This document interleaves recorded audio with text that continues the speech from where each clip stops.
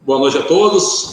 Já estamos mais uma vez na nossa live das sextas-feiras, mais uma vez com o meu amigo Cadu, né, professor doutor da Universidade Federal de Rondonópolis, sempre participando com a gente aqui, discutindo vários temas, né.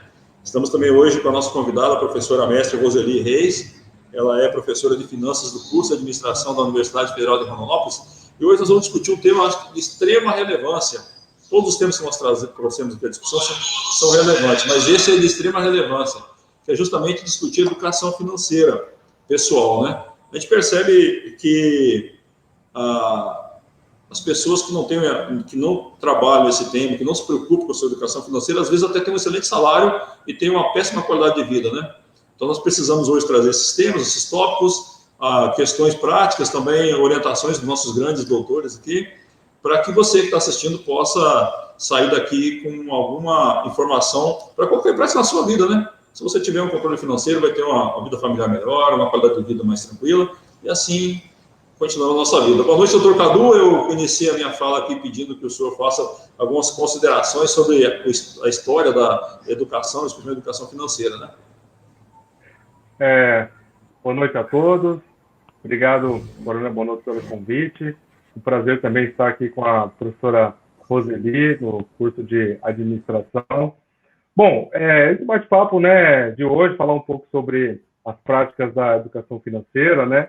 Eu vejo que é muito importante essa educação financeira, principalmente na primeira infância, né, até os 6 anos de idade. E quem vai passar isso, geralmente, é os pais. Não dá para delegar isso totalmente para a escola, né? Então, os pais têm um papel importantíssimo nesse processo da educação financeira. Da primeira infância até os 6 anos, onde você começa a colocar de forma gradual o contato com o dinheiro, o contato com a compra, as responsabilidades pequenas, obviamente, mas que a criança possa ter o contato inicial. Eu vou deixar rolar um pouco aqui, passar um pouco a palavra para a professora Roseli, para ela se apresentar e dar também boa noite a todos. Bom, boa noite a todos. Como o Carlos falou, eu sou professora da Universidade Federal, sou professora do curso de administração, eu trabalho a disciplina de administração financeira já há alguns anos. Trabalho também o tema de finanças pessoais em várias palestras, inclusive em escolas e com adolescentes, sabendo da importância desse tema. Quanto antes ensinarmos as crianças sobre educação financeira, melhor será a vida delas no futuro. Quanto antes ensinarmos as crianças sobre esse tema, mais organizadas elas serão financeiramente no futuro e, com certeza, evitarão muitos problemas que hoje a maioria dos adultos tem. Então, inicialmente, é isso que eu tenho para dizer.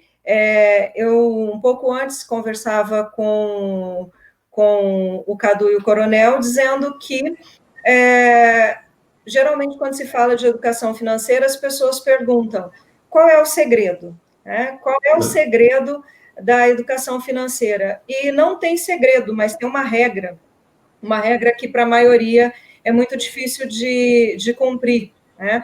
Que é a regra básica de não gastar mais do que ganha, não gastar mais do que aquilo que você recebe.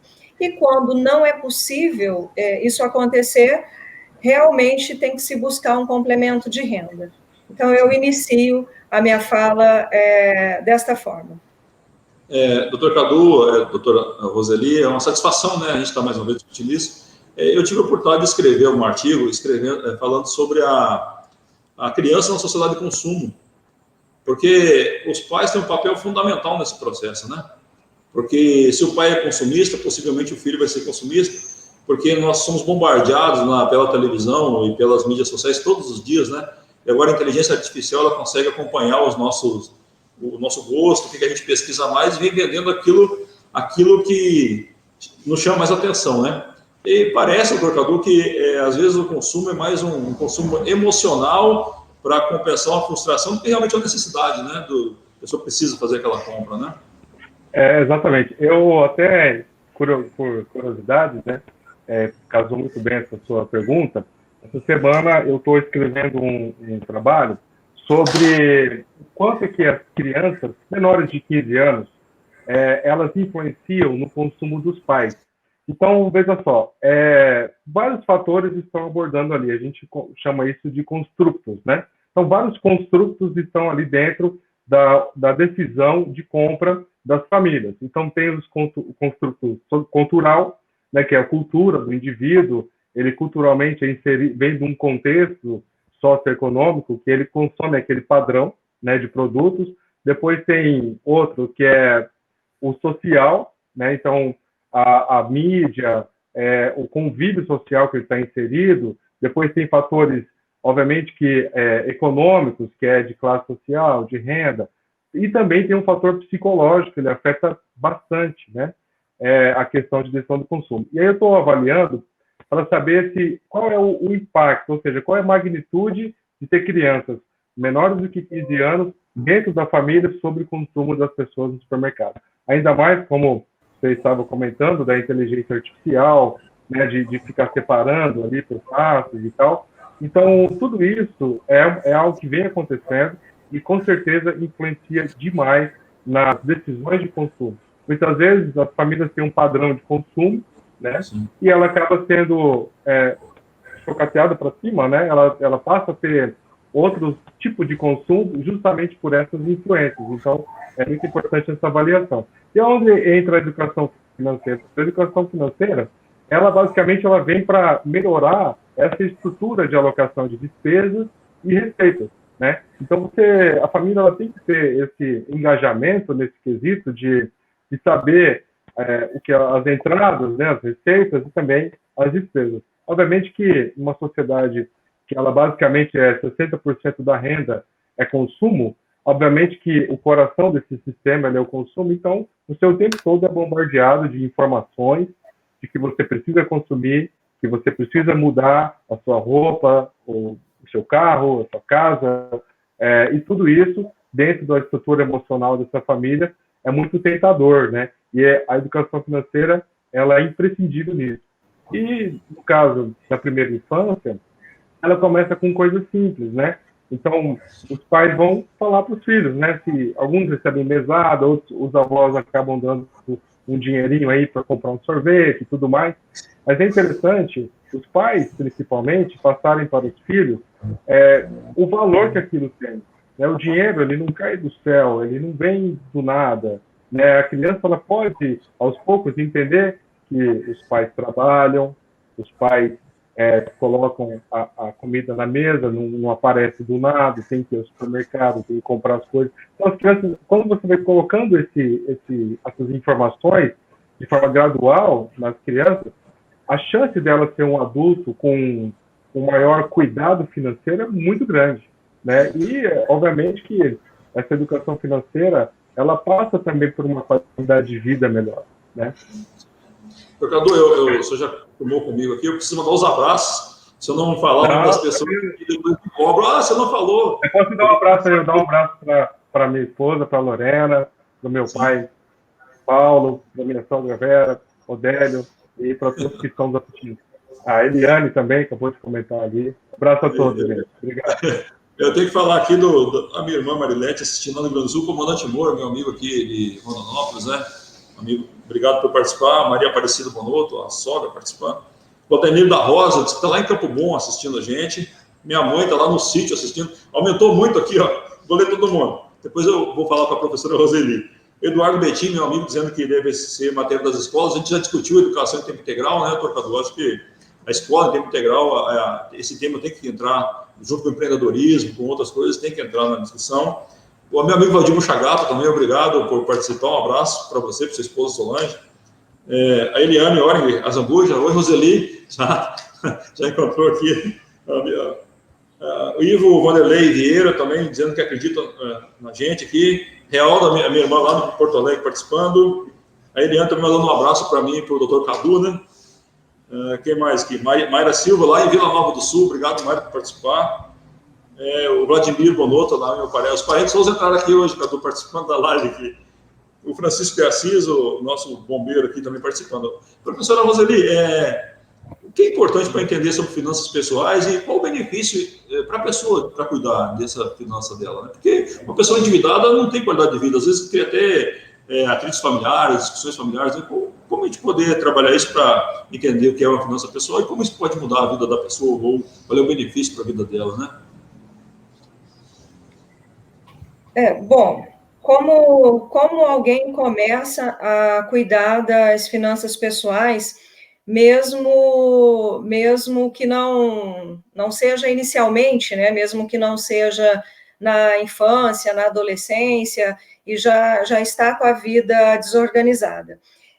Eu costumo dizer que a primeira coisa que precisa ser feita é buscar tranquilidade, pegar um computador, ou se não tem habilidade com a planilha do Excel, pegar o velho caderninho mesmo, fazer 2 colunas e anotar ali tudo o que tem de custo fixo, tudo que você gasta todo mês, aquilo que não tem como fugir, e quanto você ganha do outro lado. Então, tem uma coluna só com as suas despesas e outra coluna com a tua renda, né, com aquilo que entra de receita líquida para a família. Preciso lembrar que tem muita gente que ainda faz cálculo com o salário bruto, e não se faz cálculo com salário bruto, com renda bruta, se faz cálculo com renda líquida, com aquilo que realmente você vai receber. Se você tem um salário bruto de R$ 2.500 e recebe R$ 2.100 líquido todo mês, essa é a tua renda, R$ 2.100. Aí soma com as outras pessoas de casa e vocês formam ali a renda familiar líquida, e é com este dinheiro líquido que se conta. Então, de um lado da coluna, você começa a colocar ali tudo aquilo que você tem que pagar todo mês, que não tem como fugir. Como, por exemplo, tem que pagar, tem que gastar com alimentação todo mês. Quanto você gasta com alimentação? Com o mercado, se faz compras no açougue, se faz compra em feira, se compra toda semana, se compra só por mês, e semana compra carne e verdura, isso tudo tem que estar anotado numa planilha.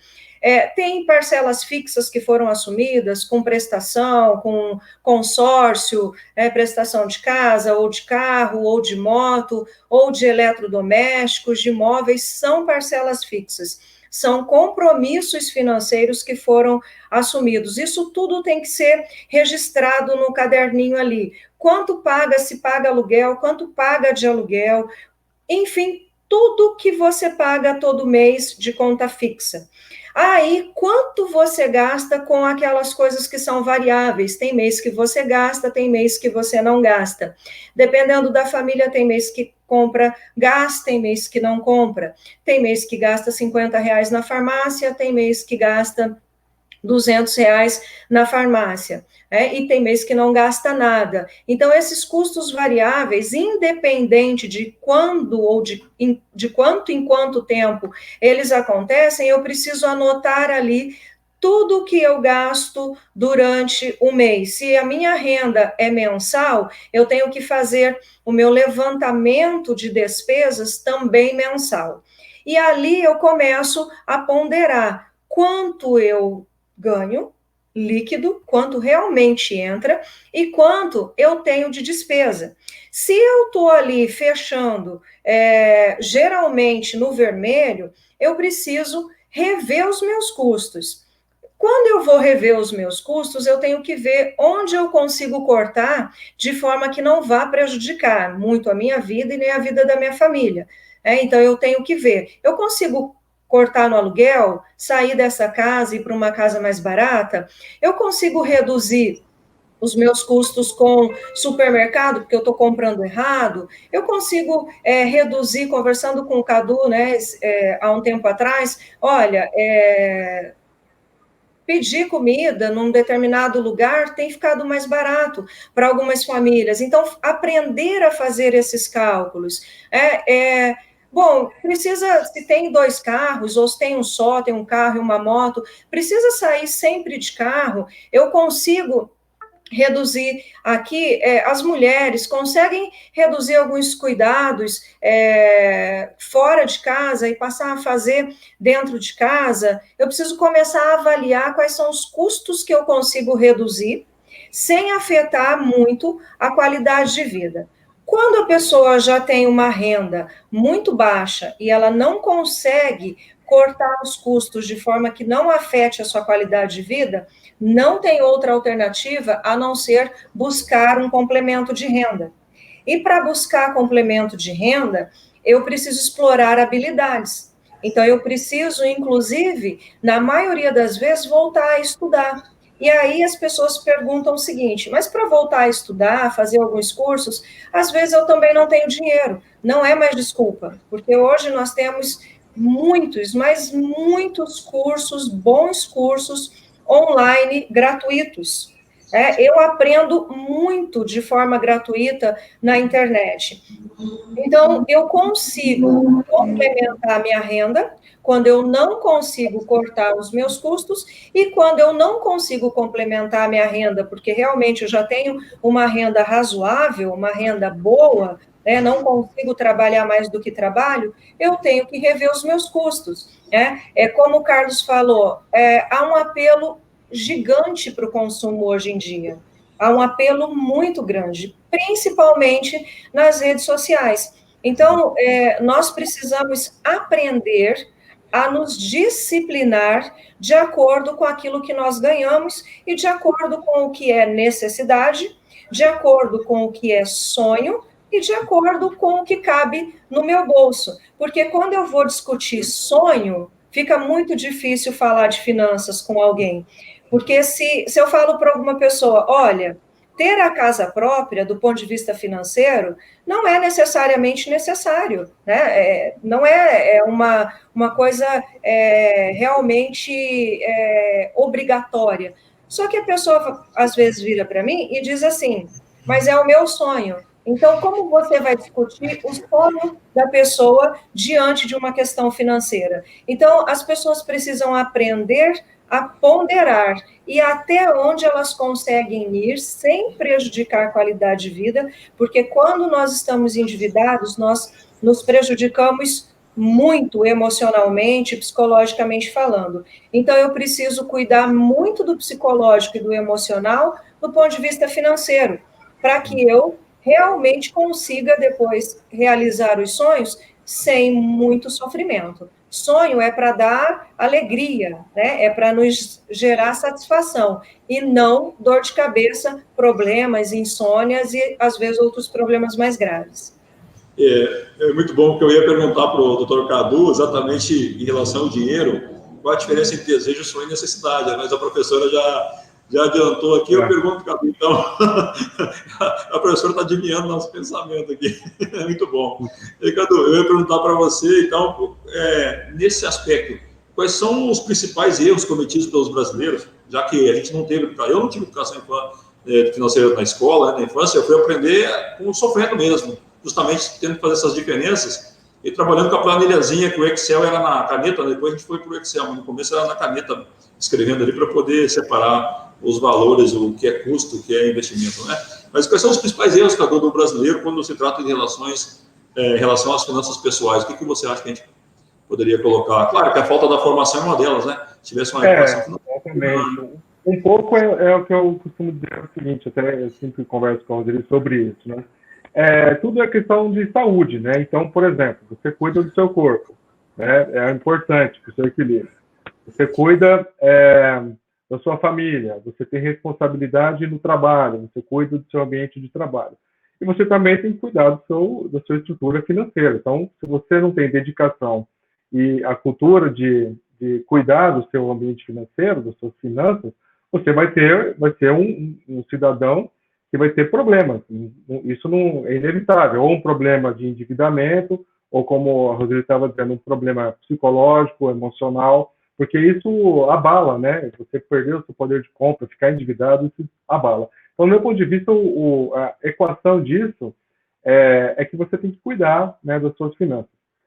Uma coisa que a gente estava comentando, vou pegar o gancho da professora Roseli, é o seguinte, você tem que, obviamente, se você tem mais despesas, né, do que receita, você tem que dar um jeito de controlar suas despesas, que você pode cortar ali, né, como a Roseli disse, mas também procurar outras fontes de receita, cursos, etc, né? Eu vejo muito, assim, a gente tem alunos, né, e os alunos falam, não, e já vi falar, muitas pessoas falarem isso, não, eu vou para outro país para ganhar dinheiro, eu vou para o Japão, eu vou para a Europa, Portugal, vou lá ganhar dinheiro. Aí eu faço a seguinte pergunta, lá no Japão, você vai trabalhar quantas horas? Não, vou trabalhar 12 horas, 15 horas, se falar, eu viro à noite. Eu pego e faço a seguinte pergunta, por que você não faz isso aqui? Por que você não faz isso aqui? Qual que vai ser? Você não vai ter que trabalhar do mesmo jeito? Por que você não. O mesmo empenho, a mesma forma. Ah, porque lá eu ganho mais. Sim, obviamente, lá você ganha mais. Mas lá você não tem tantas tentações que você tem aqui, como churrasco, final de semana, amigos procurando para fazer outras atividades. Lá praticamente é você e seu trabalho. Né? Por que você não coloca isso aqui? Né? Trabalhar em outros turnos, procurar outro trabalho, trabalhar num emprego formal e procurar outras atribuições, né? No contraturno. Por que não fazer isso aqui no Brasil? Né? Sendo que você precisa complementar a renda. Muitas pessoas, elas têm essa veia empreendedora e querem trabalhar, e o Brasil é um país de oportunidades. Né? Tem oportunidades. Por que nós vamos ter que sair, colocar mão de obra lá, gerar riqueza lá, né? Se você pode fazer isso aqui para complementar a sua renda, além de cursos? Então, eu vejo que um dos erros, assim, é você não cuidar da sua saúde financeira. A saúde financeira, ela tem esse fluxo, né? Se você vai ter uma despesa esse mês a mais, você tem que planejar essa despesa esse mês, para que você não incorra num erro de, no mês seguinte, você ter problemas, né? Eu queria perguntar duas coisas para a professora Roseli. Eu vou perguntar uma, depois eu vou perguntar outra. Eu vejo muitas pessoas que falam sobre isso, que um dos sonhos do brasileiro, e desde criança a gente aprende isso, é casar. Né? Então, praticamente, queremos nos casar. E aí, professor, como é que faz? Assim? Porque eu já perguntei para várias pessoas, eu tenho uma estrutura, para mim dá certo, para outro não dá, né? Eu casei. E aí, vou ter que dividir as contas igual, mas ela ganha mais que eu, e aí ela tem que pagar mais, né? Não, eu ganho mais, eu tenho que pagar mais. Como é que, assim, será que tem uma receita para isso? A gente tem uma sociedade mais machista, vamos pensar assim, que o homem paga tudo, a mulher não paga nada. Será que esse é um modelo moderno de convívio familiar? Né? Qual que é a sua opinião, professora Roseli, sobre o matrimônio? E aí? É um assunto um pouco mais delicado, né? Mas eu acho que depende muito de como o casal se organiza, né? E de como ele decide que vai levar a vida financeira dali para frente, né? Tem casais que mantêm conta conjunta, tem casais que preferem não manter as contas assim e manter as contas individuais, e aí soma-se a renda e a renda dos dois, e aí vão pagando as contas e fazendo os investimentos ou construindo a vida juntos de acordo com a renda dos dois, mas de forma conjunta. E tem casais que preferem dividir, olha, eu ganho tanto, eu ganho 70% a mais que você. Então, eu pago 70% das contas e você paga 30% das contas. Eu ganho o dobro de você, então eu pago o dobro também das despesas, o valor, né, equivalente ali do que você ganha. Mas eu acredito que isso depende muito do casal. No casamento, fica um pouco mais complicado, né? Porque aí não envolve só o dinheiro, envolve o objetivo de vida do casal e o perfil de cada um também dentro do matrimônio, né? Mas o ideal seria somar as rendas, mesmo que não haja conta conjunta, né? Não precisa necessariamente ter conta conjunta para somar as rendas e viver a partir da renda dos dois. Então, soma-se a renda dos dois e soma-se o custo da família, né? Do casal. Então, o casal, se comprou casa e está pagando financiamento, se comprou o carro e está pagando financiamento, se trocou, comprou os móveis, está pagando financiamento, vai somando tudo, quanto gasta no mercado, quanto gasta, às vezes, nas saídas, né, para comer fora. Agora ninguém está comendo fora, né, porque a gente nem pode ir para lugar algum, mas mesmo assim, muita gente chega fim de semana, pede, né, comida de fora. Eu tenho que somar tudo o que o casal gasta, né? O casal tem que somar tudo o que gasta e somar a renda. E a partir dali fazer, construir a vida juntos também financeiramente, tá? Então, se você ganha mais do que o outro, é momento também de ser sensato. Se eu ganho mais do que o meu cônjuge, é nada mais justo do que eu pagar mais do que ele. Como eu quero exigir, né, uma divisão igual, às vezes, das contas, sendo que uma das partes não ganha o suficiente para essa divisão igual. Então, eu tenho que somar as rendas e somar todo o custo também ali do casal e da nova família, e a partir dali também construir uma vida a dois financeiramente, que isso também é muito importante para a saúde do matrimônio. Tá? Algumas pessoas dizem que isso não se discute, isso se discute, inclusive, muitas vezes é motivo de brigas, né, sérias entre casais, e não pode ser assim. O ideal é realmente que some-se as rendas e também some todo o custo do casal ou da nova família, né? Às vezes já tem filho pequeno, né? E se não tem filho pequeno, é do casal. E a partir dali, o que nós, enquanto casal, queremos construir, né? E o que cada um também vai reservar para os seus custos, né? Então, às vezes, a mulher gasta muito mais no salão, né? Às vezes, um dos dois ajuda um pouco a família, né? E não precisa deixar de ajudar porque casou. Então, tem que respeitar também a individualidade financeira do outro. Então, tem-se os custos do casal e cada um também tem os seus custos pessoais. Então, respeitando isso, tem tudo para dar certo do ponto de vista financeiro. Professora, só rapidinho, Bono. Uma segundo algumas pesquisas, né, a causa dos divórcios, uma delas é a própria questão financeira do casal, né, essa incompatibilidade, né. Muitas vezes a gente casa por amor, por estar apaixonado, mas depois entra esse detalhe, né, do matrimônio, e você não consegue alocar isso. E aí você se divorcia por conta de uma coisa que, às vezes, pode ser resolvido com uma simples orientação financeira. Né? Eu tenho que continuar os abraços aqui, Cadu, senão fica muito longo, né? E eu esqueço de alguém, depois eu sou cobrado. Raimundo Souza Neto, meu amigo da Polícia Rodoviária Federal, um abraço, obrigado por estar participando da live. Cláudio da Hora, lá do Cuiabá, nosso amigo também do Corpo de Bombeiros. Geraldo Cordeiro, também aqui de Rondonópolis. Enilda Fantinel, eu sempre rendo ela homenagens, foi minha professora alfabetizadora da primeira à quinta série, foi minha única professora, e eu dediquei a ela a minha dissertação do mestrado, e sempre ela está aqui, obrigado por estar presente aqui, participando com a gente. Eu espero que eu tenha sido um fruto, algo que ela plantou e deu frutos, né? Obrigado, professora, por estar assistindo a live. Eduardo Betinho, meu amigo, em tempos líquidos esquecemos do essencial, né? Betinho disse que o essencial é invisível aos olhos, né? Mas nós precisamos focar no essencial realmente, o supérfluo, às vezes a gente olha para ele, não olha para o essencial. Edmilza Vaz, lá de São Cepé, na minha cidade de Natal. Obrigado, Edmilza, um abraço para você e para sua família. Reginaldo Coelho, nosso amigo aqui de Rondonópolis, realmente, Reginaldo, eu não sou bonito, eu sou bonudo, escrever errado, ali ele corrigiu, né? Valdinete também participando, a Ademilson Reis participando com a gente aqui, obrigado pela participação.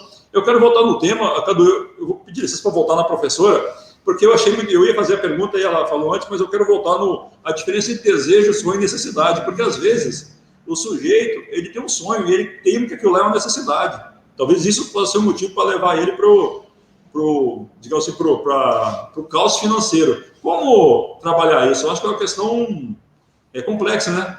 Quando só um sonho, eu tenho com a necessidade, eu quero investir naquilo lá para essa necessidade, não é naquele momento Como agora, nessa época de pandemia, talvez de crise financeira, dificuldade, as pessoas têm que focar no essencial. E às vezes o sujeito quer comprar algo que o telefone novo, o tênis na moda, alguma coisa que na televisão fez uma boa propaganda. Como vocês, os dois, como a gente poderia trabalhar essa questão do desejo, do sonho, da necessidade, focando nisso? Bom, primeira coisa, eu preciso identificar o que é desejo, o que é sonho e o que eu realmente preciso, né? O que eu realmente preciso? Eu preciso morar, eu preciso comer, eu preciso me locomover, eu preciso de um certo lazer, né? Tendo aquela pirâmide de Maslow mesmo, né? Eu vou satisfazendo as minhas primeiras necessidades, né? Primeiro vem as básicas, e depois eu vou aumentando isso. Quando eu consigo ter um equilíbrio financeiro, realmente eu consigo sair das necessidades básicas e realizando os meus outros desejos. Mas para separar isso, eu primeiro preciso saber se todas as minhas necessidades básicas estão supridas de acordo com a minha renda. Estão? Ótimo. Agora, quais são os meus sonhos? Quais são as minhas aspirações, né? Um sonho comum entre os brasileiros é o da casa própria, né? Do ponto de vista financeiro, ter a casa própria não necessariamente é obrigatório, tá? Eu posso pagar aluguel a vida toda e ter uma vida financeira saudável, mas é uma cultura, isso é uma cultura brasileira de que eu preciso ter uma casa porque eu preciso ter uma casa, né? Todo mundo tem, e no mínimo eu preciso ter uma casa. Qual casa cabe na minha renda? Porque hoje nós temos muitos programas, muitas formas de se conseguir a casa própria que cabe no bolso de praticamente todas as rendas em termos salariais. Então, qual casa? Aí eu já estou falando de um sonho, né? Qual casa eu consigo comprar de forma que a minha renda cubra, sem que eu prejudique a minha qualidade de vida? Bom, se eu consigo comprar uma casa de 100 mil com a minha renda, eu vou satisfazer, eu vou realizar um sonho. E eu vou comprar uma casa compatível com a minha renda. Se eu não consigo comprar uma casa de 300 mil, por que eu vou comprar uma casa de 300 mil para realizar um sonho, sendo que eu tenho como realizar este sonho comprando uma casa de 150 mil que cabe dentro da minha renda? Então, isso é fruto de educação financeira, isso é fruto de disciplina, isso é fruto também de bom senso, né? Eu preciso ter consciência. Muitas vezes nas minhas aulas, eu pergunto para os alunos o seguinte, peço, na verdade, para todo mundo levantar o celular. Aí todo mundo levanta o celular.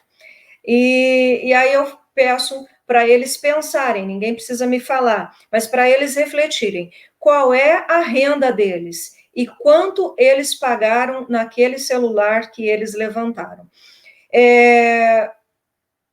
Eu preciso de um celular? Preciso. Esse celular precisa fazer o quê?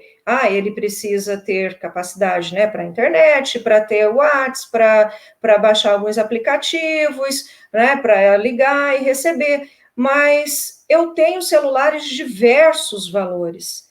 Então, qual é o celular que cabe na minha renda? Qual é o tênis que cabe na minha renda? Qual é a casa que cabe na minha renda? Qual é o carro ou a moto que cabe na minha renda? Então, eu preciso de bom senso, eu preciso de consciência, eu preciso de disciplina para separar esses fatores, né? Hoje, o que eu percebo é que as pessoas querem mostrar para as outras, na maioria das vezes, o que elas têm, sendo que o que importa é como eu vivo e quem eu sou. Então, para mim, né, a minha mãe, ela tem eu estudei bastante, fiz mestrado, né, consegui passar num concurso, sou professora universitária, e a minha mãe foi quem me educou financeiramente. E ela estudou até a segunda série, naquela época, segunda série primária. E a minha mãe aprendeu isso da minha avó, né, que independia nessa época de escolaridade, de que a gente não pode gastar mais do que ganha, independente do tamanho do sonho. Então, a minha mãe dizia o seguinte: eu posso te dar isso, é isso que eu vou te dar. Eu nunca ganhei uma bicicleta, e era o meu sonho, mas os meus pais diziam: é o seu sonho, mas nós não podemos realizar. Quando você crescer e for trabalhar, você vai poder comprar uma bicicleta, uma moto, um carro, e eu cresci acreditando naquilo. E eu nunca ganhei uma bicicleta quando eu era criança, e esse era o meu sonho. E os meus pais sempre explicaram que, embora fosse o meu sonho, eles não tinham condições e eles não poderiam se endividar para realizar o sonho de uma criança. E eles fizeram o correto. Eles me educaram de forma a realizar os meus sonhos no futuro e da forma correta, mesmo sem ter escolaridade. Então, eu acredito que o caminho é esse. E financeiramente eu realizei muitos sonhos, acreditei que muitos eram supérfluos e que eu não precisava deles, e eu fui deixando muitas coisas para trás que não me fazem falta alguma, né? E outras coisas eu trouxe para a vida, como viajar para mim é um investimento, porque é algo que eu carrego, que me traz satisfação. Então, às vezes, eu abro mão de outros bens tangíveis, né, palpáveis, para realizar algumas viagens que têm outro valor para mim. Então, assim a gente vai dividindo, né, e ponderando aquilo que é necessário, aquilo que é necessidade, aquilo que é sonho, aquilo que é supérfluo, aquilo que não precisa, e até chegar, né, ao ponto de, eu vou fazer isso porque eu tenho sobrando, né? E assim vai. Continuando aqui, eu tenho que mandar uns abraços, doutor Cadu, porque Eva Garcia, nossa amiga, claro.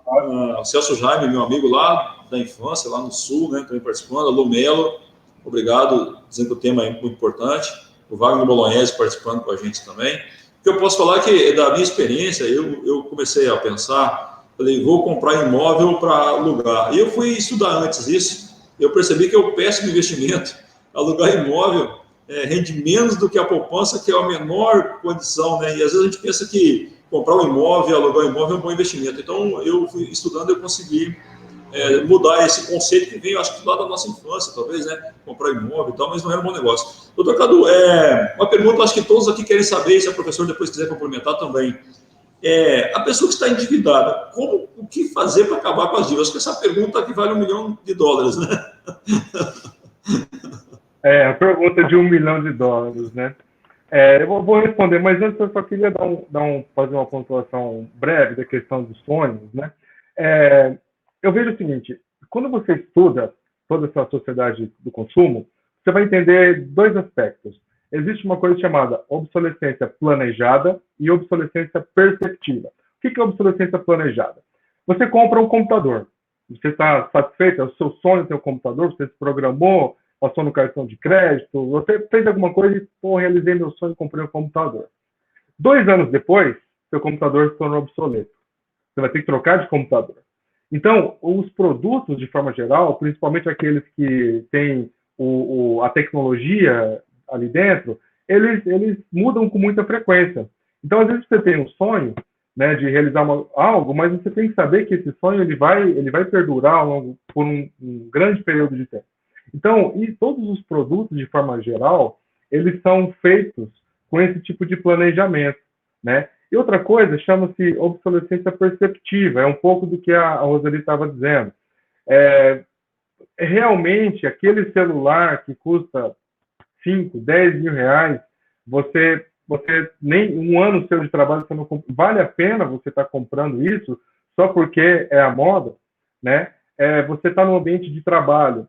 aí todo mundo usa, as mulheres usam um tipo de sapato especial. Vale a pena você se endividar para ter aquele sapato especial só porque todos estão tendo? Então, isso é uma estratégia para que você sempre mude de figurino, de objetos, de algo, né, tangível, como a professora Roseli disse, porque isso é perceptível, você está percebendo. Muitas vezes, em alguns ambientes que você está, eu lembro, né, eu também fui estudante e eu tinha vergonha, muitas vezes, de ir em alguns ambientes, né, e colocar meu celular em cima da mesa, porque todo mundo colocava o celular em cima da mesa e eu não colocava o meu. Por quê?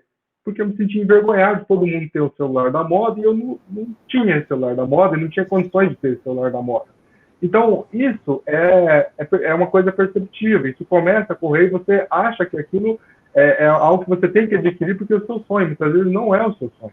Então, esse é um desejo momentâneo que você acaba se endividando, fazendo algo que não é o seu intuito. Então, eu sempre falo, quando você começa a dizer sim, querendo dizer não, você começa a criar um problema dentro da sua estrutura financeira.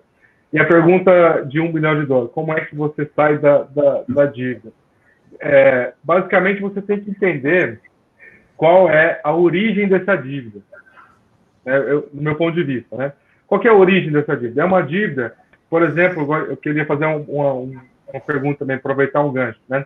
A origem é o cartão de crédito? É o cartão de crédito? O intuito inicial do cartão de crédito era para financiar bens de consumo duráveis, né? Como televisão, muitas vezes móveis da casa, depois geladeira, máquina de lavar roupa, bens duráveis. Hoje, você usa o cartão de crédito para tudo. Então, às vezes, é uma falsa sensação que você ganha mais, porque você tem um limite do cartão.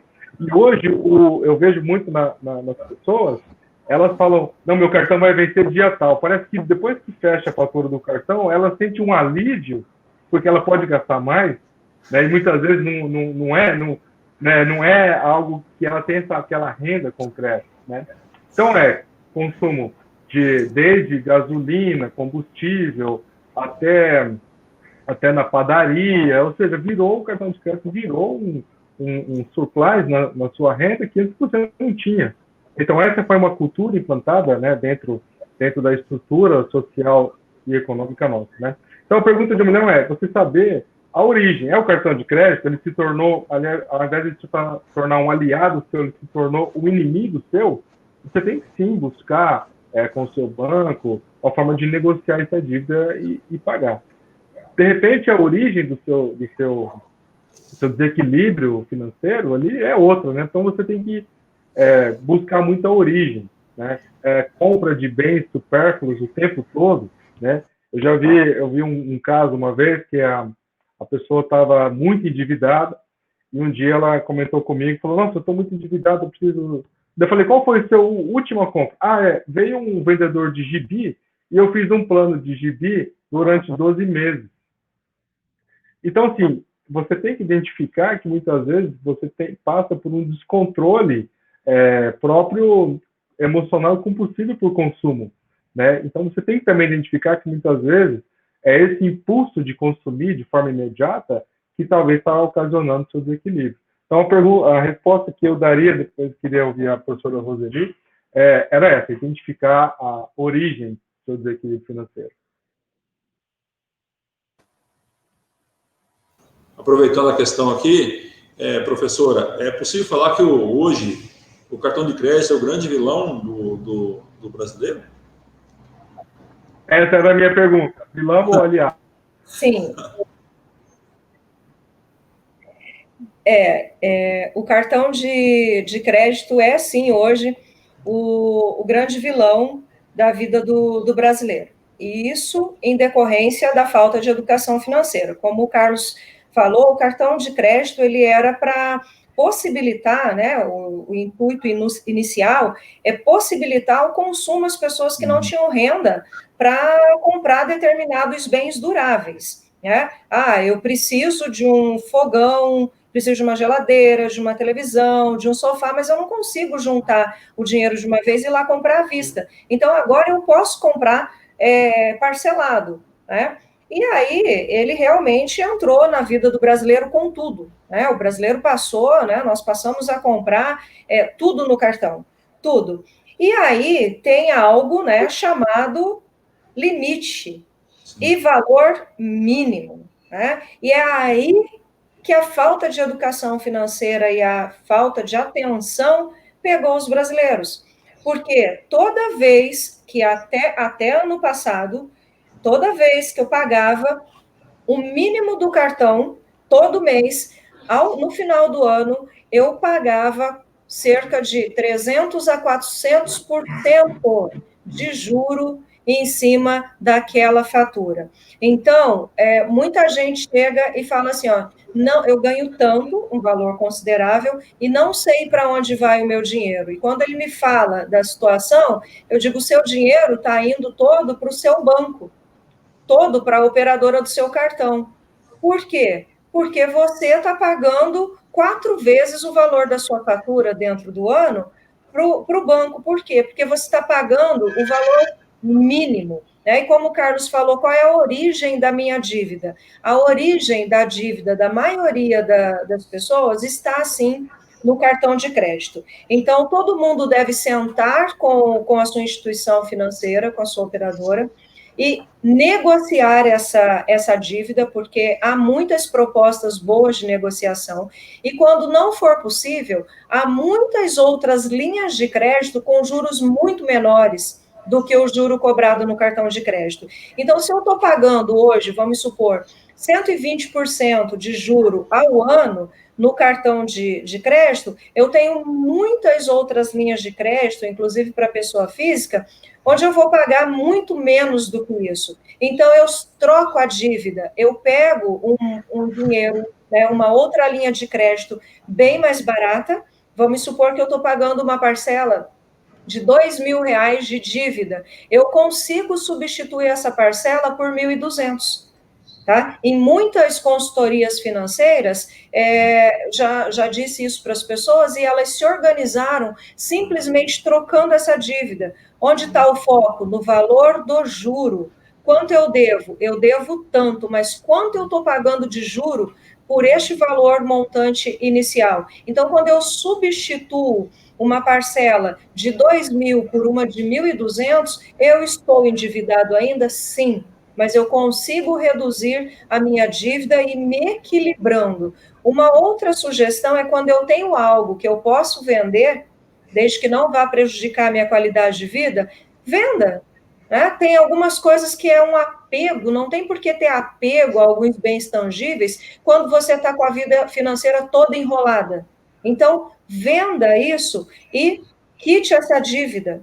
Né? E depois disso, aprenda a nunca mais na vida pagar o valor mínimo do cartão de crédito, porque isso sim é cilada, tá? Isso é cilada.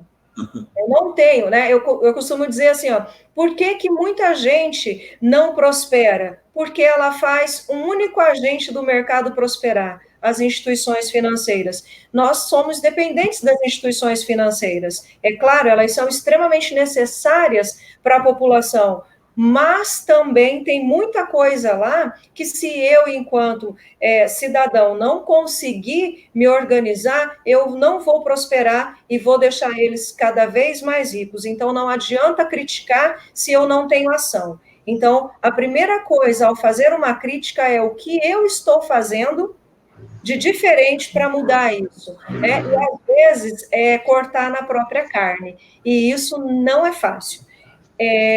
Aprender ou se reeducar financeiramente, eu costumo comparar a reeducação alimentar.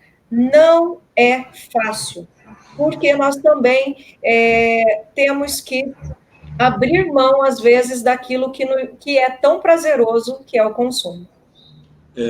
Obrigado, professora. Uma continuação os abraços aqui, eu tenho que mandar um abraço para o meu pai, o seu Vicente, está dizendo oi, filho, boa noite, né? Matar a saudade Tá lá no sítio, no interior do Rio Grande do Sul, mas a tecnologia também tem seus benefícios, né? Nos assistindo aqui. O Getúlio Andrelino Rocha, daqui a pouco eu faço a pergunta dele para o Dr. Cadu. Um abraço para o João Despágano, ele diz aqui, coloca para mim ali, por favor, ele fala da importância de educar os filhos, né?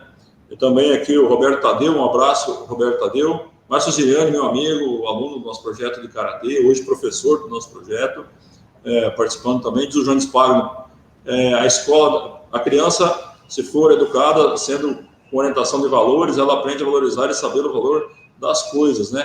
Às vezes, os pais compram as crianças com coisas, né? E deveriam comprar com amor, talvez, né? Fosse mais eficiente. Doutor Cadu, tem duas questões colocadas aqui. A primeira, o Getúlio Adelino perguntou para você especificamente, doutor Cadu, coloca para mim ali, por favor. Doutor Cadu, explica melhor sobre a importância do salário mínimo. Eu emendo, por que o juro no Brasil é tão alto, doutor Cadu? Bom, dá para linkar essas questões aqui. Existem duas coisas que são dos juros, né? A primeira é os juros da dívida pública. É que nós estamos aqui numa descida dos juros da dívida pública, que remunera os títulos do Tesouro Nacional.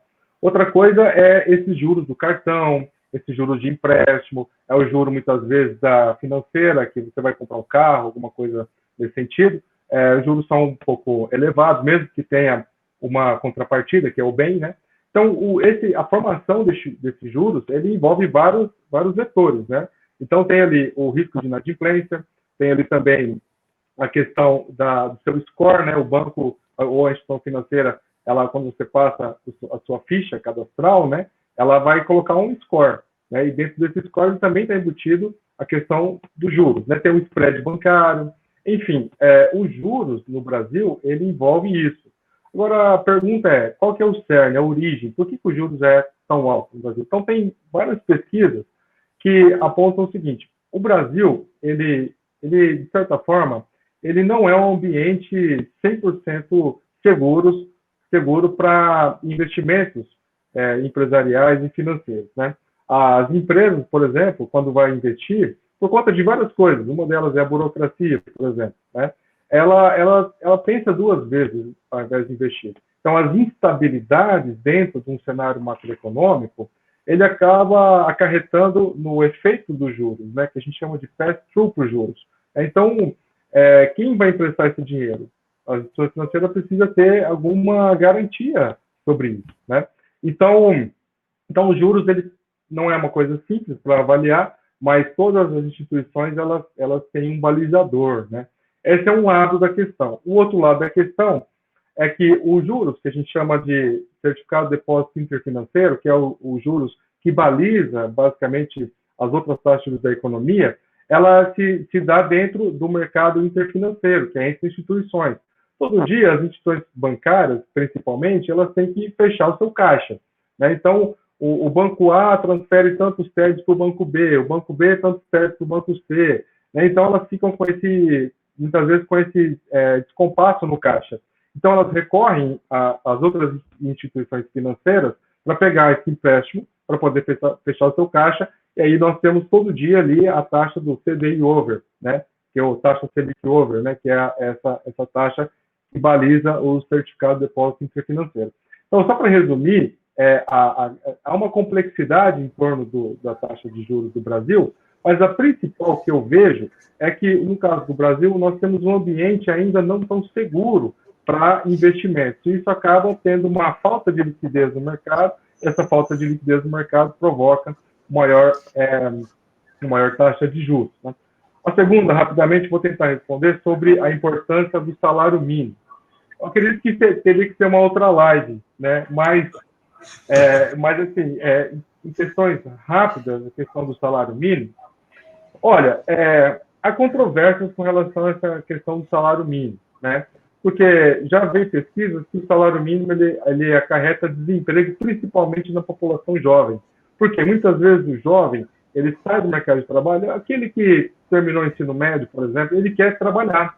E muitas vezes as pessoas, os empregadores, eles não conseguem pagar o salário mínimo porque ele não tem muita experiência e tudo. Então, o desemprego no jovem, por conta do salário mínimo, ele é alto, né? Por outro lado, muitas vezes, se você flexibiliza demais a questão do salário mínimo, deixa 100, por exemplo, você corre o risco de existir uma coisa chamada predador, né? Ou seja, o dono do negócio, do empreendimento, ele pode pagar um valor abaixo do salário mínimo e gerar uma certa insatisfação né? Porque a gente sabe que existem forças ali de oferta e demanda com relação a salário, a renda, né?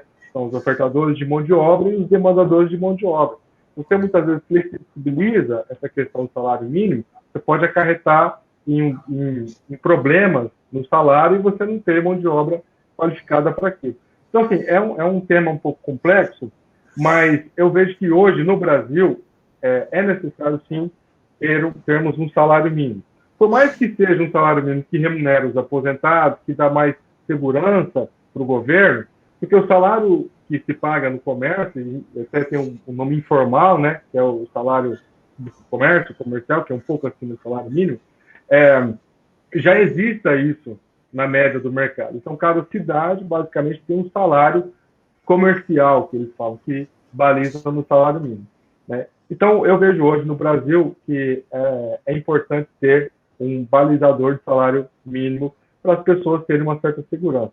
Porém, a gente sabe que muitas vezes os novos modelos de negócios, eles vêm com uma questão que é produtividade. Né? Você estimular a produtividade, estimular a participação societária, talvez é mais vantajosa nesse momento, né, do que você estabelecer apenas um salário mínimo. Né? Mas esse é um tema longo, né? Tem várias correntes que falam sobre isso. Mas hoje eu vejo de muita valia, né, de muita importância a questão de termos um salário mínimo no Brasil. Eu tenho que mandar uns abraços aqui, Cadu, e continua aqui, a professora também. O Getúlio, parabenizando pela fala, eles são realmente muito bons, né? Luzia Alcântara Rabelo, parabéns. Dona Luzia, minha amiga lá do Primavera do Leste, obrigado, né? A senhora fez o Facebook só para acompanhar nossas lives, obrigado por estar aqui com a gente, né? Quem mais que está aqui que eu posso falar? O João Spagno já mandei um abraço, né? O meu pai. O Antônio Júnior, diz que é do Karatê lá do Corpo de Bombeiros. Nós começamos há 16 anos atrás o Projeto Caramon, tem música, futebol, Karatê, e eles ficam nossos ex-alunos, alunos aparecem aqui para poder conversar um pouco com a gente, né? Eugênia Guz Alves também, obrigado por participar da nossa live. Eu vou fazer uma pergunta para a professora agora. Professora, como faço para o meu dinheiro render mais? Essa, como o Cadu falou, essa tem que ser para uma outra live, né? Por quê?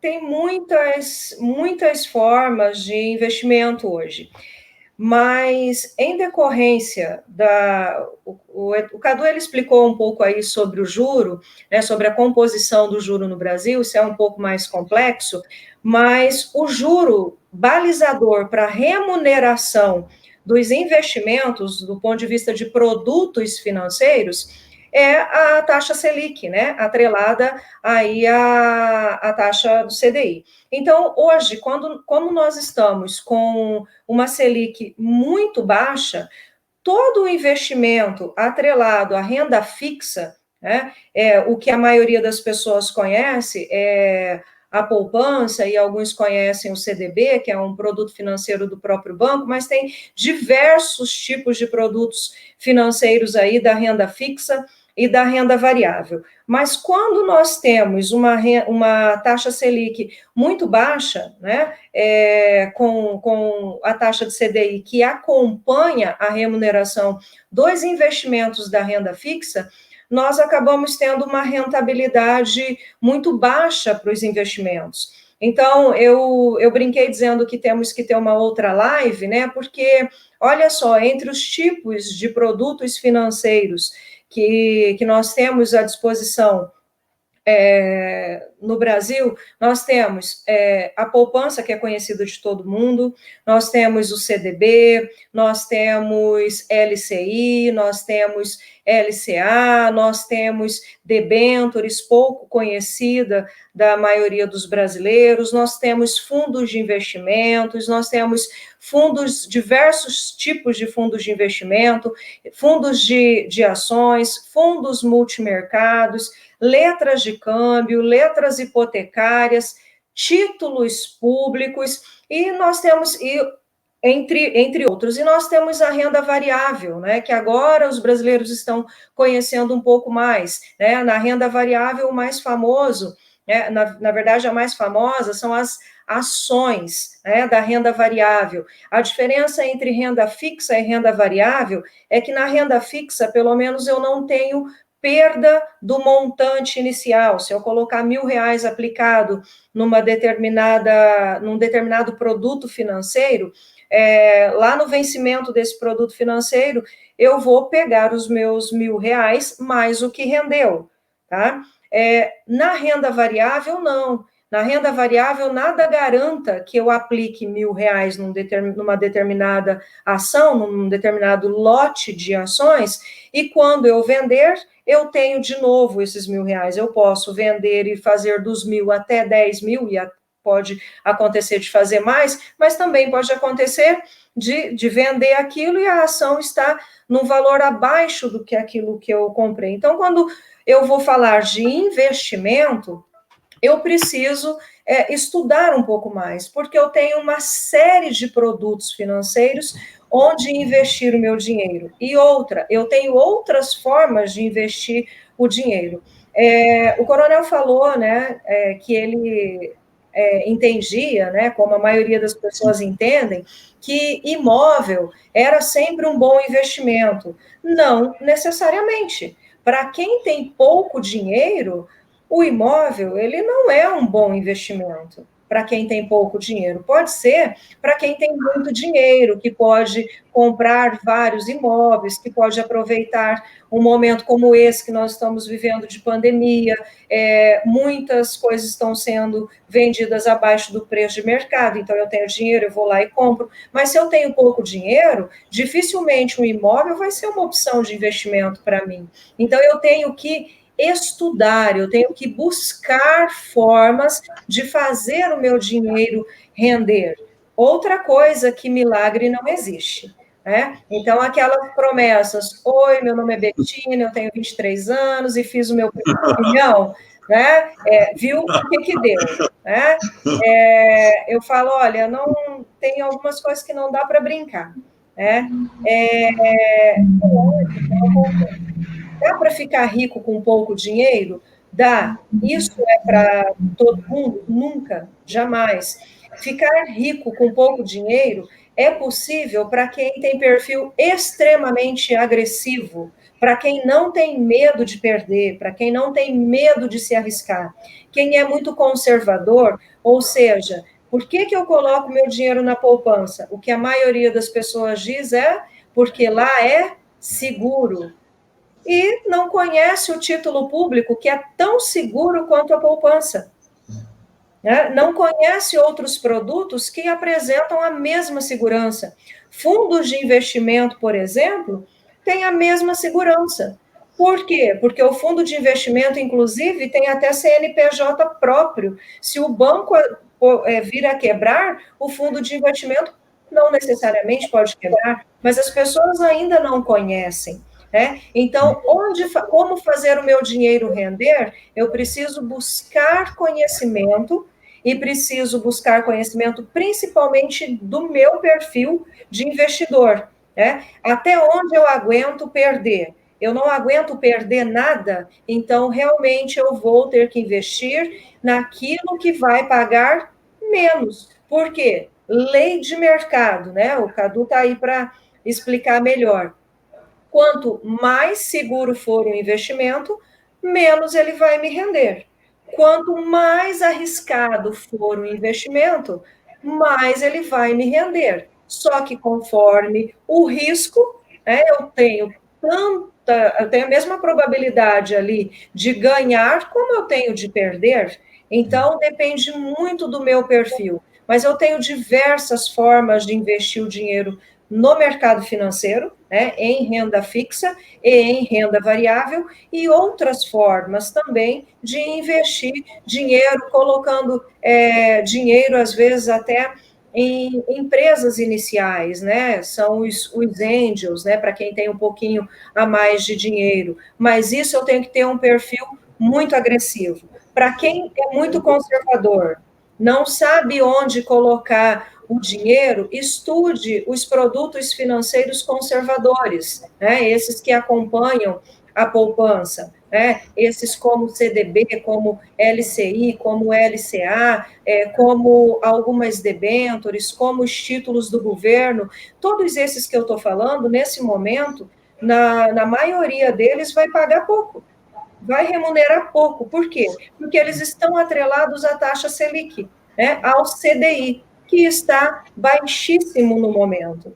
Quando eu tinha lá a taxa Selic pagando 12% ao ano, era muito bom ter o dinheiro investido em LCI, em LCA, porque eu ainda não tinha tributação de imposto de renda, eu não tenho tributação de imposto de renda sobre muitos desses produtos. Então, eu estava ganhando 12% ao ano líquido. E agora, que a Selic está 3,5%, 3%, é isso que eu vou ganhar. Então, o dinheiro precisa render? Precisa. Onde ele vai render e como ele vai render depende muito do meu perfil de investidor. E primeiro ponto, endividado, primeiro tem que pagar as contas, para depois fazer investimento. Quem não tem dinheiro para manter os custos básicos ali, a mínima qualidade de vida, também não tem como fazer investimento. Eu consigo fazer investimento quando eu consigo gastar menos do que eu ganho e determino ali um percentual da minha renda que vai para uma conta investimento, ainda que esse dinheiro vá para a poupança. Quando eu não conheço nada, eu coloco dinheiro na poupança, que é a menor remuneração existente dos investimentos, Eu coloco o meu dinheiro na poupança e vou aprender sobre os outros. Depois que eu aprendi, eu pego o meu dinheiro da poupança e coloco num outro produto que vai me remunerar melhor. Mas quando eu tenho equilíbrio financeiro, quando eu ganho o suficiente para pagar todas as minhas contas, quando eu consigo uma qualidade de vida mínima e quando eu ainda consigo fazer sobrar um pouco para fazer investimento. E investimento nada mais é do que pôr o dinheiro em algum lugar em que eu vou resgatar esse dinheiro com ganho no futuro. E só consumo significa que eu não vou resgatar meu dinheiro com ganho no futuro. Eu vou só consumir e tudo que eu consumo vai perder valor com o tempo, com exceção de imóveis e outras coisas aí, poucas coisas. Uma aula, né, professora? É fantástico. Muito pode obrigado. fazer uma outra live só sobre investimento, Carlos, e nos chamar, que aí a gente explica detalhadamente alguns desses produtos. Bom, continuando os abraços aqui, eu preciso continuar, senão vai ficar muita gente. A Luciara Bonotto, minha prima lá do sul, também do Campo Bom, participando. Um abraço para você e para o Marcos, né? Também a minha tia, Maria Goretti, participando aqui também. A Eliane Ori me falou que falar sobre FGC, como eu sou mestre em educação, com certeza vocês devem saber do que ela está falando aqui. Nery Nunes, Primavera do Leste, um abraço também nele. A Eliane está falando, tem que falar dos consórcios, né, também, né? Doutor Cadu, aproveitando a explicação fantástica aí da professora, eu coloco o seguinte: a Bolsa de Valores ela vem batendo recorde de pontos. Será que o brasileiro ainda não descobriu ela para investimento, ou você acha que já houve um certo número de aumento de investidores físicos, pessoa física lá na Bolsa de Valores? O que você pode nos... Bom, sobre a Bolsa, eu vejo que o brasileiro está começando agora a estar participando mais, entendendo. Há uns 5 anos atrás, quem você via que investia na Bolsa? Só assim, especialista, alguém que já teve uma formação. Hoje eu vejo meus alunos lá da graduação já ali querendo montar um clubinho de investimento para ficar na Bolsa. Então, isso eu vejo que vem mudando com o tempo, né? Mas eu vi esses dias os percentuais, né, da questão da Bolsa, mas em torno de 55% ainda são investidores estrangeiros. Por isso que quando tem a relação, né, quando a Bolsa cai, eu tenho uma fuga de capitais e o dólar acaba subindo. Né? Quando a Bolsa cresce, eu tenho mais investimento estrangeiro. Então, a diferença ali é em torno de 55% ainda em investimento estrangeiro. Né? Eu vejo que a população está começando a diversificar mais. Né? A Roseli sabe, né? A gente montou um curso aqui na UFR, que é Mercado de Capitais, MBA em Mercado de Capitais. A gente teve 2 turmas, e lá nós vimos que houve realmente um aumento da participação das pessoas com relação à aplicação em bolsa. Obviamente que o mercado de capitais, né, como a professora Roseli estava dizendo, ele envolve mais coisas, não só a Bolsa, mas em especial a Bolsa, sim, o varejo, vamos pensar assim, as pessoas individuais estão cada vez mais se interessando pela Bolsa, e isso é muito bom, porque nós vemos outras economias onde as pessoas acreditam naquelas empresas. Aquelas empresas que estão na Bolsa são empresas que geram emprego, geram renda, geram divisas fiscais, né? E quanto mais essas empresas estiverem crescendo e as pessoas acreditando nos papéis daquela empresa que está ali, nacional, melhor para a economia como um todo. E isso é bom, né? Que as pessoas têm que também diversificar um pouco os seus investimentos. Mas eu refriso, como o professor Roseli falou, primeiro equaciona as suas contas, né? Equaciona as suas dívidas, e depois coloque lá, assim, um investimento para o seu futuro. Muitas vezes, o investimento em empresas, em ações, garantirá, né? Não fique pensando só naquela aposentadoria do governo. Vamos pensar em aposentadoria em que você tem, sim, poder de decisão, e uma delas é você estar investindo em mercado de capitais. Tá bom. Continuando aqui as nossas falas aqui, ó. A Érica Macedo está falando que a professora Roseli é uma referência de mulher. Obrigada. Conhecimento, eu já vi que ela tem muito, viu? Obrigado, professor, por participar da live com a gente. Vai ser um prazer receber alguém que tem um conhecimento. O doutor Cadu já é nosso amigo aqui de participar das lives sempre, né? Eliane Horing, não sei se eu falei o nome, o correto sobrenome, é curso Top MBA Mercado de Capitais da Federal de Rondonópolis. A Valquíria Aparecida falando das palavras foram sábias. Professora, poderia falar para a gente do Fundo Garantidor de Crédito? Também outra pergunta, ter bens ou ter dinheiro? Aí depende, né? Depende muito do objetivo de vida, eu já falo do FGC, tá? Mas depende muito do objetivo de vida de cada um, né? Eu penso que o equilíbrio é sempre o ideal. Ter bens, para mim, só é válido se tiver dinheiro. E se tiver dinheiro, é para gastar com aquilo que realmente vai me proporcionar coisas boas, né? Se eu consigo ter os dois, ótimo. Se eu não consigo ter os dois, eu optaria sempre por ter o dinheiro, né? Por quê? Por que eu falo isso? Às vezes, sempre converso com meu esposo e a gente fala assim, bom, não adianta ter um monte de bens tangíveis e aí não ter dinheiro. Eu tenho um carrão, um carraço. Aí eu não tenho dinheiro para fazer uma viagem bacana com esse carro. Para mim não adianta. Eu não quero um carro para ter status. Eu quero um carro para me trazer alegria. Eu tenho uma casa maravilhosa. Eu não tenho dinheiro para sair dessa casa. Eu não tenho dinheiro para aproveitar melhor os momentos dentro dessa casa. Alguém escreveu aí, né, que é preciso ensinar as crianças entre o que realmente tem valor. Então, se eu consigo equilibrar bens e dinheiro, ótimo. Eu prefiro ter mais dinheiro do que bens. Mas também confesso que eu tenho um perfil ali mais agressivo, porque eu desenvolvi isso, mas ainda tenho um resquício de conservadora em mim. Então, eu prefiro ter um bem tangível, um bem durável ali, como uma casa, um carro, né? E o resto ter em dinheiro. Por quê? Num momento como esse de pandemia, né?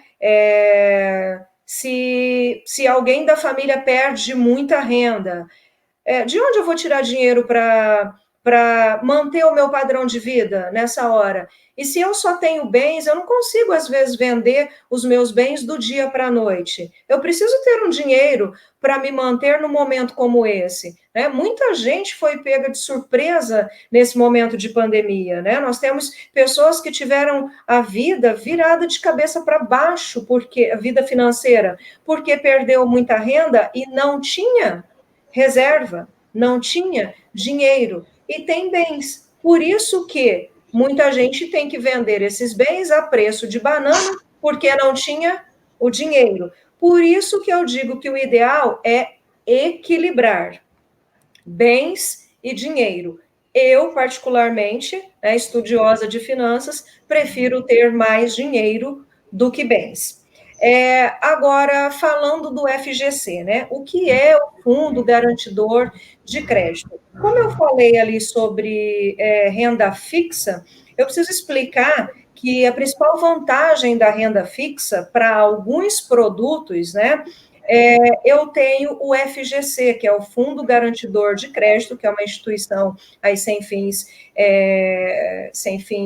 lucrativos, que garante, né, em caso de falência de instituições financeiras, garante até 250 mil, se não mudou, tá, Carlos? Se mudou aí nos últimos dias, você me corrige. Mas até 250 mil por CPF, por instituição financeira, caso ela venha a falir, o meu investimento lá, se eu investir 400 mil num determinado produto, como a poupança, como FCI, como LCA, como alguns produtos que têm isso como regra, eu vou ter a minha garantia vinda do FGC, do Fundo Garantidor de Crédito. Então, ele garante até 250 mil reais de cobertura por CPF, por instituição financeira, caso esta instituição venha a quebrar. Eu brinco com os alunos, né, quando eu estou dando aula de finanças, seja na graduação, seja na pós-graduação, que se todas as instituições financeiras quebrarem, se a gente passar aí por um tsunami financeiro, né, nós vimos aí que uma pandemia veio para mostrar que nada é impossível em termos de caos. Né? Então, se nós passarmos por um tsunami financeiro e todas as instituições de crédito quebrarem, talvez o Fundo Garantidor de Crédito não dê conta de cobrir esses 250 mil para todo mundo. Mas se uma única instituição financeira quebrar, né, como já aconteceu aí no passado, né, o Banco Santos e outras instituições financeiras quebraram, se eu tenho dinheiro investido nesses produtos que são mais seguros, por isso pagam menos, eu vou ter uma garantia. Então, se eu tenho ali 100 mil, 50 mil, 10 mil, 5 mil, 3 mil e essa instituição quebrou, o FGC vai garantir. Inclusive, as instituições financeiras, elas são obrigadas por lei a recolherem um percentual que vai para esse fundo garantidor. Então, o banco, é claro que o banco tira esse dinheiro, né, de alguém, né, de nós, os seus clientes. Isso é comum, né, nós vivemos numa economia capitalista, onde o objetivo das empresas é ter lucro. Então, todo o custo da empresa é repassado para o consumidor. E nós somos consumidores, clientes das instituições financeiras. Então, é assim que se dá essa relação. Tá? Então, o FGC, eu acredito que de uma forma mais tranquila e didática falando, é um fundo que garante, né, a cobertura, né, como um seguro que garante um valor investido para quem colocou o dinheiro nesses determinados produtos, como a poupança, que é a mais segura e conhecida, caso a instituição venha a quebrar, mas até 250 mil. Por isso que grandes investidores, né, mais conservadores, eles não colocam todos os ovos numa única cesta. Eles colocam o seu dinheiro em vários produtos financeiros e eles pulverizam isso, né? Por quê? Caso tenha algum problema, eles têm uma cobertura, tá? Então, os mais conservadores, né, eles fazem esse tipo de investimento. Então, isso é o FGC, o Fundo Garantidor de Crédito. Agora, a gente poderia fazer uma live só sobre FGC, né? Tamanha eu diria que tamanho é o que se tem para se dizer sobre só o FGC. Bonoto, já saiu daqui 3 lives já para fazer. Vou continuar a discussão, está muito boa. O pessoal está participando bastante. Eu posso falar da minha experiência, porque eu não tive educação financeira na escola, e também, na minha juventude, quando eu era mais jovem, digamos assim, eu não tinha muito cuidado com o meu dinheiro. E quando eu resolvi cuidar do meu dinheiro de uma forma mais séria, eu tive muita dificuldade para encaixar as minhas dívidas e as minhas receitas dentro daquilo que eu pensava que era possível. Doutor Cadu, eu fui trabalhar na técnica dos 50, 15, 35. Eu defini que eu tinha, do meu salário líquido, tá? Porque o bruto é irreal, né? Trabalhando 50% dos gastos, os essenciais, 15% prioridade, que é uma dívida ou outra, financiamento, e 35% que chama de estilo de vida. Você acha que essa é a técnica ideal? Tem alguma outra? Como que eu encaixei nessa? Eu demorei 5 anos para conseguir chegar nela, sabe? Os gastos essenciais meus, eles não diminuíam. Eles ficavam no 65, no 60, no 70, no 50. Foi muito difícil chegar nos 50, sabe? Porque às vezes o que é só um sonho, a gente pensa que é essencial, né? Então, eu te pergunto, essa é uma técnica que pode ser utilizada? Tem alguma outra? Qual que é a forma mais adequada que a gente pode deixar aí como... Nós estamos chegando, nossa live está passando tão rápido que nós estamos quase no final dela, está quase 1h15, eu acho aqui. O que você poderia falar sobre isso agora aqui para a gente... Bom, não existe assim vamos pensar assim, um percentual fixo, né? Acredito que depende muito dos seus objetivos, né? Como pessoa em relação a adquirir bens, serviços e ter uma estabilidade financeira, né? Mas, de forma geral, o que eu já vi, assim, é para você começar, não de forma muito arrojada, né? Eu quero 50% de investimento. Eu acho que você tem que começar de forma gradual, né? Começar ali com 10% da sua renda, depois você vai aumentando, e aí esse corpo vai virando uma bola de neve, você vai conseguindo ter mais percentual da sua renda com investimentos, né? Não é bem uma regra, assim, né? Eu vejo que tudo depende. Não dá para você fazer um planejamento financeiro fixo, estático. A nossa vida, ela oscila, né? Então, você casa, descasa, né? Divórcia, depois tem filhos, viaja, tem despesa, tem que ajudar o pai, a mãe, enfim. A nossa vida, ela é uma montanha-russa, de certa forma, né? Não é tudo muito, muito estável, né? A Rose tá dizendo aqui que começou com 5%, depois foi 10%, né? Eu já vi pessoas que, como você disse, 50% ela já fixa que é investimento, mas geralmente a alta renda consegue fazer isso, né? Consegue equacionar as suas despesas ali em torno de 50%, mas a maioria das pessoas tem essa dificuldade, né? Então, não é uma regra, tudo depende do seu objetivo. Eu acredito que nós temos que começar a ter objetivos financeiro, de vida, metas, é isso que nós temos que implantar, né? Os trabalhadores, os empresários de forma geral, eles têm um certo nível de acomodamento, né? Nós temos que impulsionar esse acomodamento, vamos levar isso, né? Colocar uma meta clara e começar, né? Não dizer o seguinte, né? Eu não tenho meta e vou dobrar a meta, né? Não é bem assim a questão, né? Você tem que ter uma meta clara, definida, né? Eu quero 5% da minha renda como investimento, ano que vem eu vou querer 7% e tal, e não começar de uma forma muito arrojada, porque você não vai conseguir atingir isso. Coloque uma meta que é possível. Sempre trabalhe no ambiente da possibilidade. Quero contar uma história rapidinho aqui. Faz uns 4 anos, né, um aluno de graduação estava terminando a graduação e ele chegou, como todo mundo termina a graduação, não sabe o que vai fazer da vida. Aí ele chega, a Roseli deve ter passado por isso, chega desesperado, professor, o que eu vou fazer da minha vida? Eu vou formar, não estou empregado, não estou trabalhando e tal. E naquela época, foi o que eu fiz comigo também, né?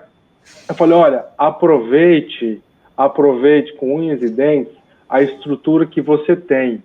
Se você mora com os pais e consegue ter uma tranquilidade financeira, aproveite, porque a maioria das pessoas não tem. Eu não tive isso. Eu fiz um curso noturno, tive que trabalhar, e eu sei como que é uma loucura você estudar e trabalhar, não é fácil, né? Cursos como administração, economia, contabilidade, exige do aluno que você uma carga de leitura.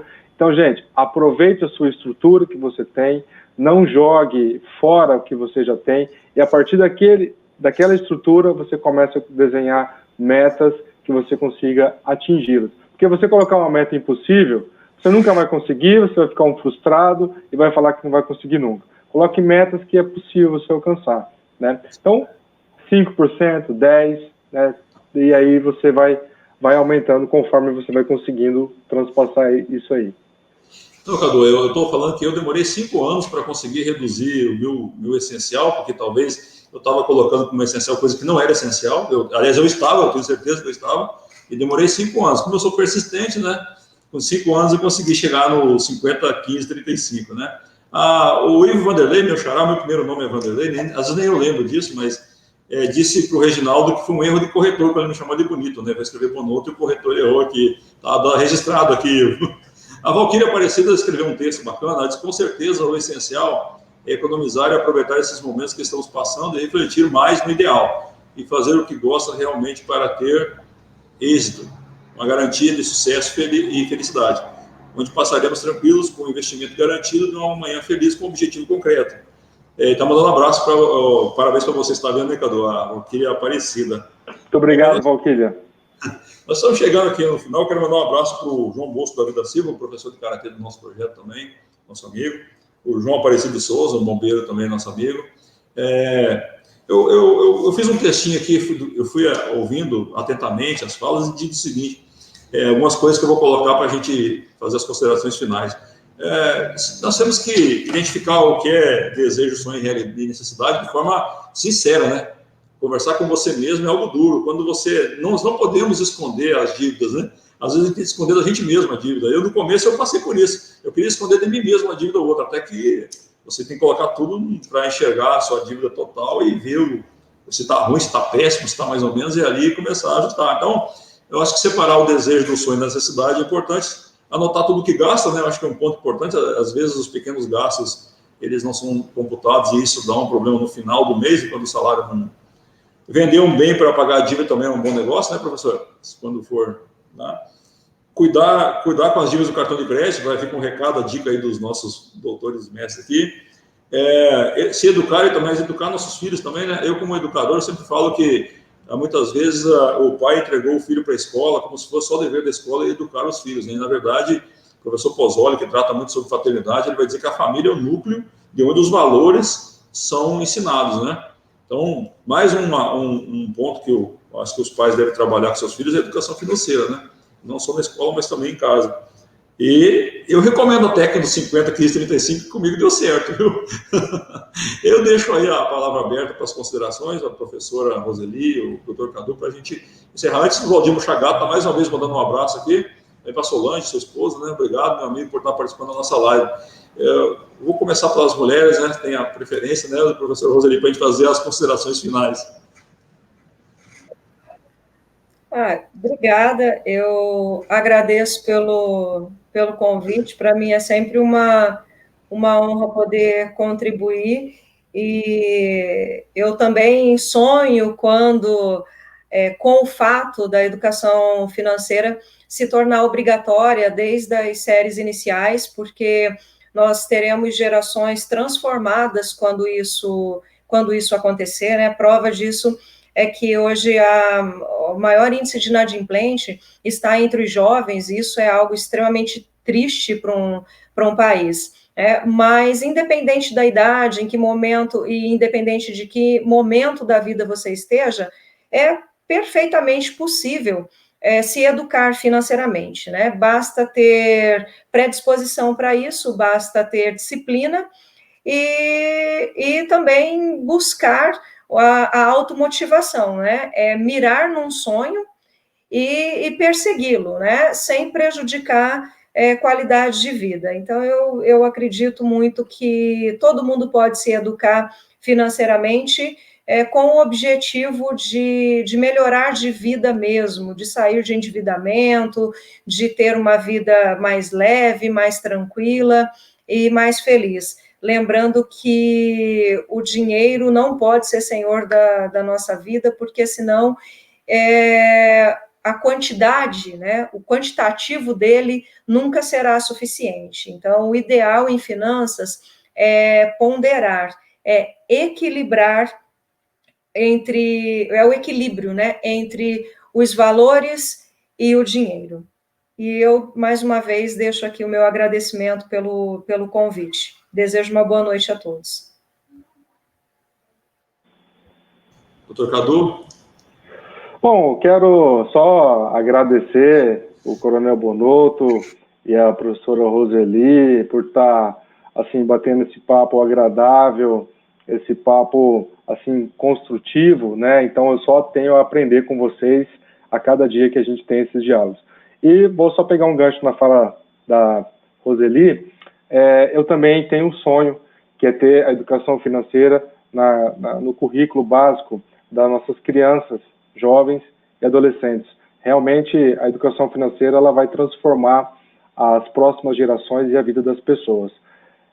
Então, é isso, pessoal. Muito obrigado, uma boa noite a todos, um bom final de semana, repleto de bênçãos, alegrias e restauração.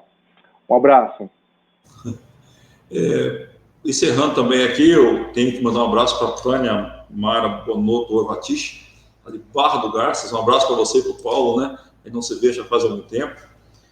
Não posso deixar também de mandar um abraço aqui, meu beijo para a Cristiane, né? Minha mulher, o Pietro e a Manuela. Com certeza estão lá em casa agora agitando. Não sei se ela está conseguindo assistir a live, inclusive. Eu quero agradecer a todos que participaram. Hoje foi uma live realmente com bastante participação, né? Aqui eu quero agradecer especialmente a professora Roseli.